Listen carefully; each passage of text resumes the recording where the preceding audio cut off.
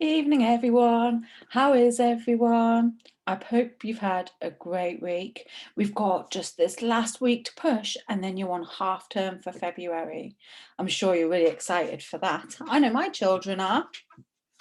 So, this week we're going to be diving into a story about Moses and the onset of the Ten Commandments. So, I will load up the PowerPoint for you to see.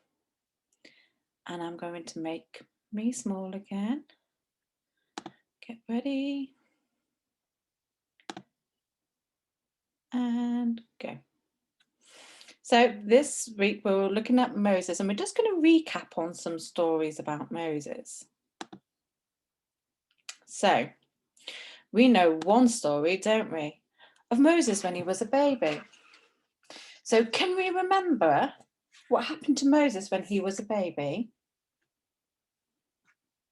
So Moses, yes, was born in Egypt. And the Pharaoh had ordered all firstborn boys to be killed. But one mum saved her son by placing him in a basket and setting the basket amongst the reeds of the river Nile. He was discovered by Pharaoh's daughter. She named him Moses and raised him as her own child in Pharaoh's palace.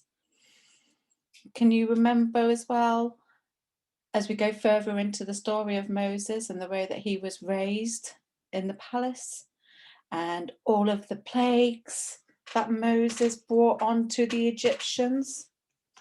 Can you remember all of that? Yeah, there's lots of really good stories about Moses in the Bible. Let's look at another. Moses crossing the Red Sea. This is probably one of the best stories people tend to remember the most about Moses. So Moses was leading the Israelites out of captivity from Egypt. They came across the Red Sea and couldn't find a way around it to escape the Egyptians that were chasing after them. With God's power and authority, he held out his staff, and the sea parted to allow Moses and the Israelites to cross. Can you see them walking through the seas there? After Moses and the Israelites had crossed the Red Sea, the sea came crashing together and swept the Egyptians completely away. And that's how Moses led the Israelites out of captivity in Egypt. So today we're going to be looking at how God spoke to Moses and about the onstart of the Ten Commandments.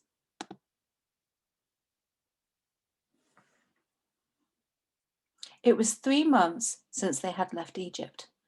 Moses and all the people set up camp at the bottom of a big mountain called Sinai. Moses climbed the mountain and God spoke to him. God wanted the people to remember he had looked after them on their journey.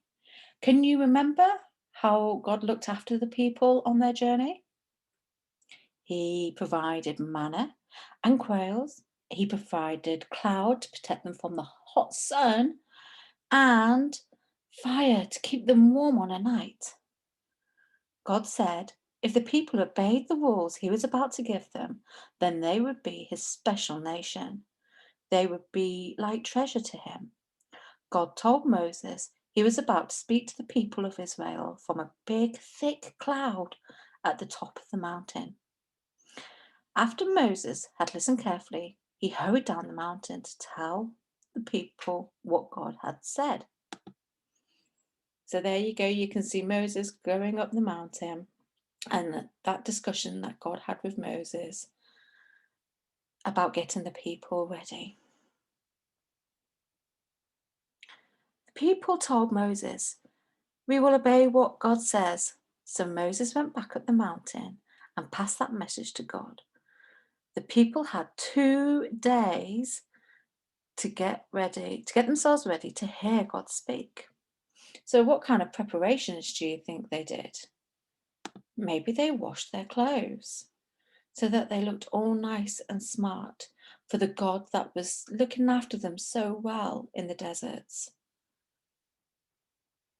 The people would never forget what happened on the 3rd day. There was the thundering and the lightning and the dark clouds. Let's find out. Moses led the people to the foot of the mountain. Smoke billowed and the mountain shook violently. God called Moses to go up the mountain with his brother Aaron. The people were not allowed to follow. God gave his 10 rules, known as the 10 Commandments, to Moses, which told the people how they should live. In the fire, thunder, and lightning, God was showing the people how holy and powerful he is. Have you ever stopped to think about how great God really is? So on a night time, when it's dark and you look up and you see all those twinkling stars and the moon, think about how God created that. Such an awesome, wondrous thing to witness and see on an evening. God is great. When the people saw the thunder, lightning, and smoke, they were afraid. They did not attempt to climb the mountain. They realized how holy God was and that they were sinful. Do you remember how they had grumbled against God on their journey from Egypt? Yeah, they used to complain quite a bit. They were probably wandering around, maybe in circles, for days and days on end. And then there would have been the times when they were grumbling that there was nothing to eat, and that's when God gave them the manna. And then often, now and again, God would send out some quails for some meat for them. They wanted Moses to stand between them and God. They could not come to God on their own.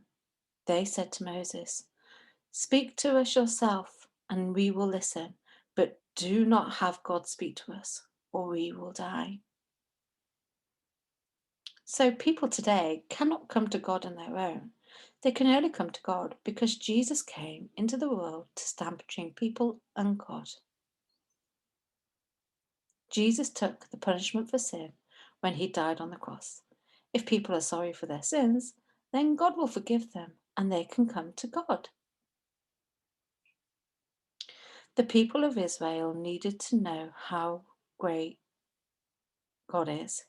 He showed them that he is so mighty and powerful they could not come near him on their own. They needed Moses to stand between them and God. We need Jesus to stand between us and God. And there's that big cloud and the thunder and the lightning. That really scared them all. So let's do a quick recap. So Moses went up a mountain.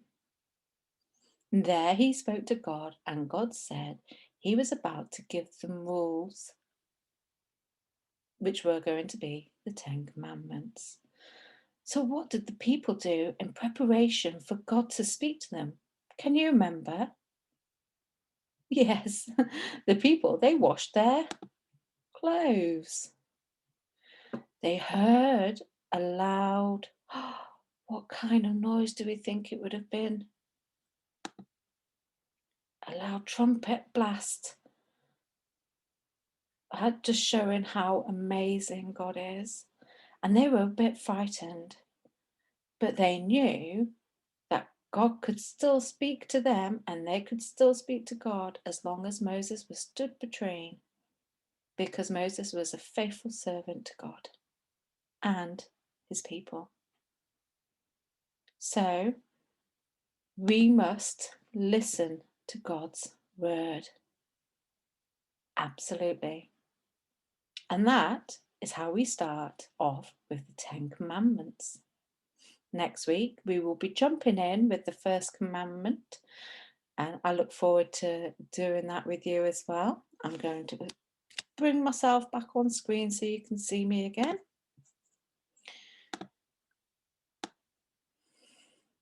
So yeah, I look forward to jumping into the first commandment with you, and we're going to have the worksheets uploaded during the week. We're going to have some fun games. Did you enjoy last week's game? It was really quite good fun. I can remember I swallowed so much water. I wonder what silly mistakes I'll make this time. But Keep an eye on the page.